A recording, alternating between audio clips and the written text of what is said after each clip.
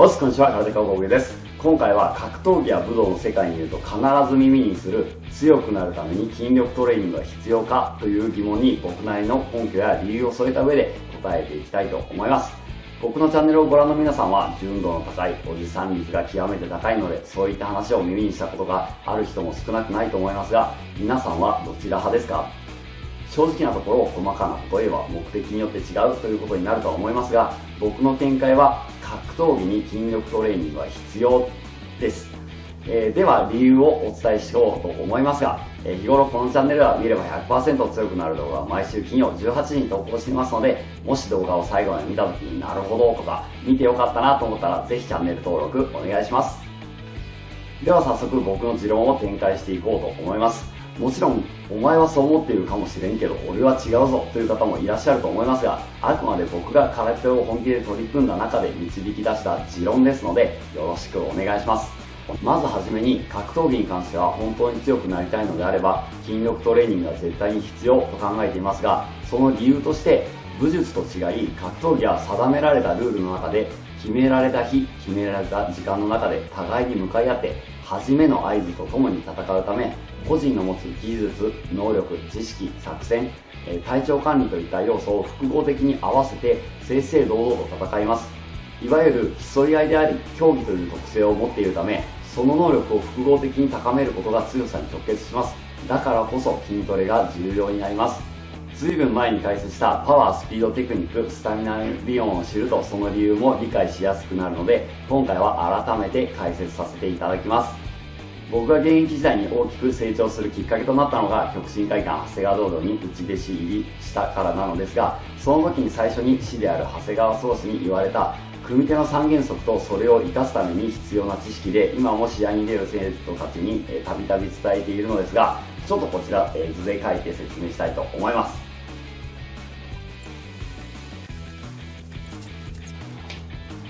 この図覚えてらっしゃる方いらっしゃいますでしょうか？パワー大なり、小スピード大なり小、テクニック、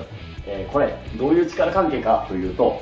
圧倒的なパワーの前ではスピードとテクニックはほとんど役に立たないよっていうちょっと意味があります。なんとなく、世界大会などを、想像していただくと分かると思うんですが、もう超大型の、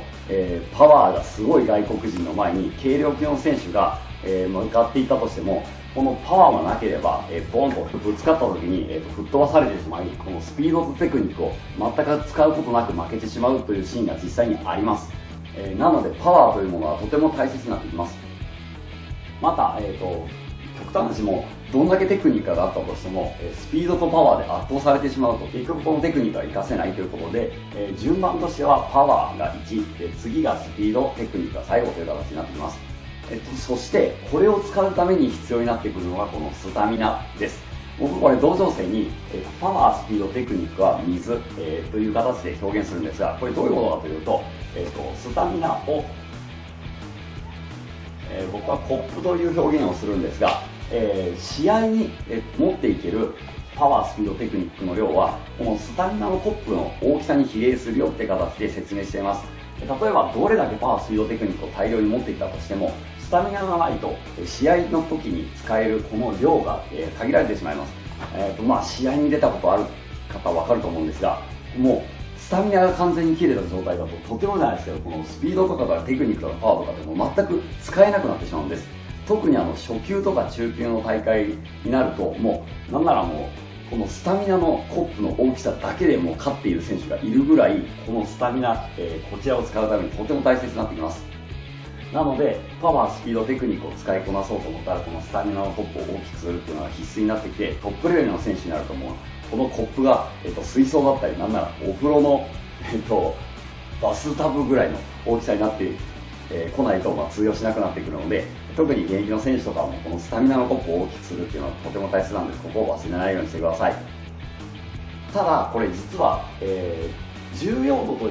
したらこの形なんですが、これ逆相関関係でもあって、テクニックによってこの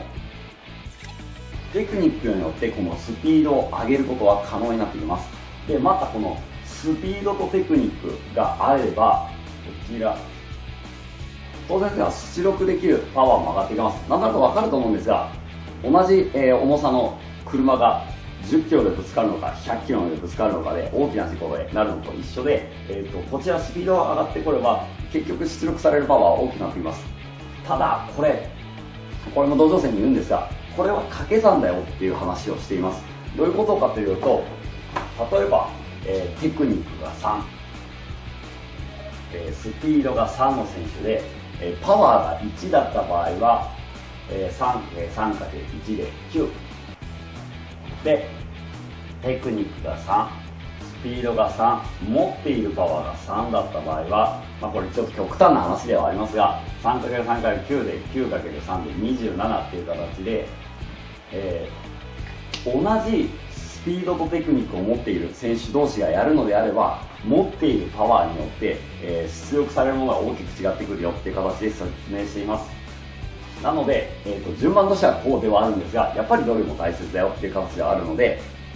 同乗生に説明するときはこのような形で説明するようにしています。つまりどういうことかというと、テクニックとスピードがあれば同じレベルの人の中では十分強いけれど、パワーがなければそれらを本当の意味では生かしきれないため、パワーの差が勝敗に関わるようになり、同じスピードやテクニックを持っている人たちの中では勝ち続けることは極めて困難になります。そのため僕は格闘技で本当に勝ちたいのであれば、筋力トレーニングは絶対に必要という立場をとっています。ただし近年様々な武道家の先生方とコラボさせていただく中で、武術というジャンルを極めようとしている人に関しては必ずしも重要な要素ではなく、それ以上に時間をかけなければいけないこともあるということを感じています。先ほども言いましたが、格闘技は定められたルールの中で様々制約を守った上で正々堂々と向かい合って互いの能力を競い合います。しかしルールがない武術の場合、極端な話、相手に気づかれずこっそり近づき、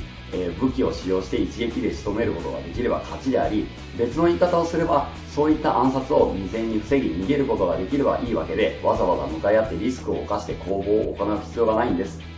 しかもたとえ向かい合うことになったとしても、相手との勝負を避け武器術や急所攻撃で仕留めるのなら、筋力よりもぶつからないために油断させる能力が相手に力を発揮させないことが大切なため、そういった方向に進むのであれば筋力トレーニングは必要ないというか、そんなことに時間をかけるならもっと重要なことがあるとも言えると思っています。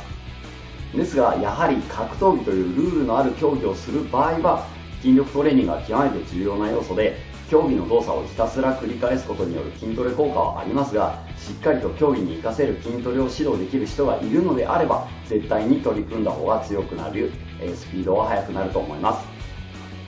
結論として、ルールのある競技格闘技は絶対に筋力トレーニングを導入した方が強くなれる。かっこ付けですが、ただし間違った筋トレは逆効果になることもあり得ます。また武術など目的によって筋力トレーニングに時間をかけるよりも、もっと他の技術などに時間をかけた方がより早く目的に近づけるジャンルもあるというのが僕の持論になります。